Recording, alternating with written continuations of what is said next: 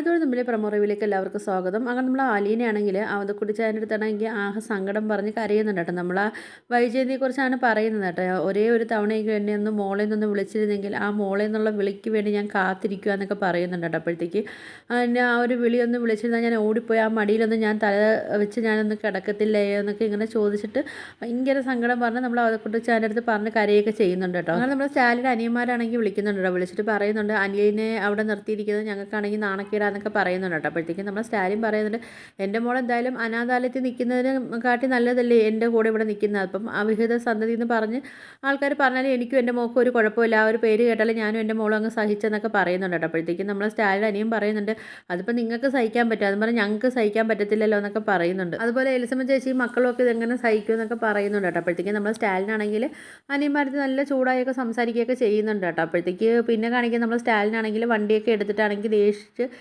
ഭയങ്കര സ്പീഡിലൊക്കെ പോവുകയൊക്കെ ചെയ്യുന്നുണ്ട് കേട്ടോ. ഇനിയിപ്പം അനിയന്മാരെ കാണാൻ പോവുകയാണോ അതോ ഇനി വേറെ ആരെങ്കിലും കാണാൻ പോകാമെന്ന് അറിയത്തില്ല. അപ്പോൾ ഇതൊക്കെയാണ് പ്രമോ ആയിട്ട് കാണിച്ചിരിക്കുന്നത്. അപ്പോൾ വീഡിയോസൊക്കെ ഇഷ്ടപ്പെട്ടാൽ ഒന്ന് ലൈക്ക് ചെയ്ത് ഷെയർ ചെയ്ത് സബ്സ്ക്രൈബ് ചെയ്ത് കൂടുതലുള്ള ബെല്ലൈക്കൺ എനേബിൾ ചെയ്ത് ഒന്ന് സപ്പോർട്ട് ചെയ്യണേ.